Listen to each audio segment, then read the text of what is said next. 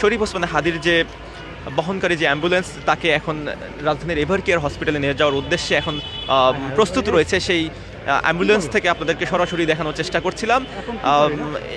আপনাদেরকে যদি আরও একটু জানিয়ে রাখতে চাই, আজ দুপুরের নামাজের শেষেই কিন্তু গণসংযোগ শেষ করার পরেই যখন শরীফ ওসমান হাদি তিনি তার সতীর্থদের নিয়ে রিকশায় করে যখন আসছিলেন সোহরাওয়ার্দী উদ্যানে আসার জন্য, সেখানে তিনি তার সতীর্থদের সাথে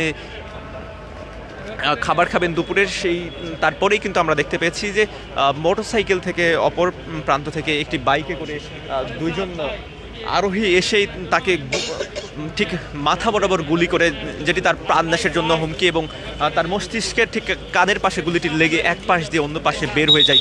সাথে সাথেই তার সমর্থক এবং সতীর্থরা যারা সেখানে ছিলেন তারপরেই তারা সেখানে তাকে ঢাকা মেডিকেলে নিয়ে আসে। এবং আমরা দেখতে পেয়েছি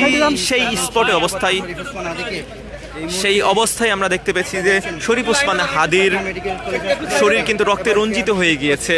এরপরে তার সতীর্থ যারা রয়েছে, তাকে যারা আশ্রিত করে রেখেছিলেন, তাদের শরীরও আমরা দেখতে পেয়েছি যে রক্তে রঞ্জিত হয়ে গিয়েছে।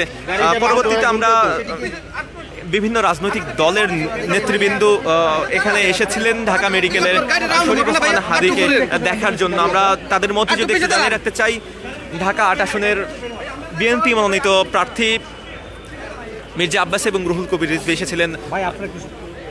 তিনি শরীফ ওসমান হাদিকে দেখতে এসেছিলেন এবং তিনি আসার পরে কিন্তু একটু পরিস্থিতি উত্তেজনায় রূপ নিয়েছিল এবং পরবর্তীতে সেনাবাহিনী এবং পুলিশের সহায়তায় খুব শান্তিপূর্ণভাবেই সেই পরিস্থিতি সামাল দিয়ে গেছে। এবং পরবর্তীতে আমরা দেখতে পেয়েছি দর্শক যে বিভিন্ন রাজনৈতিক দলের ভিতরে যদি একটু জানিয়ে রাখতে চাই যে জামায়াতের আমির ডক্টর শফিকুর রহমান তিনি এসেছিলেন, শিবিরের সভাপতি জাহিদুল ইসলাম এসেছিলেন এবং ছাত্রদলের কেন্দ্রীয় সভাপতি সাধারণ সম্পাদক, ঢাকা বিশ্ববিদ্যালয়ে ছাত্র দলের সভাপতি সহ ঢাকা বিশ্ববিদ্যালয়ের ডাকসুর পদপ্রার্থী আবিদুল ইসলাম খান এসেছিলেন।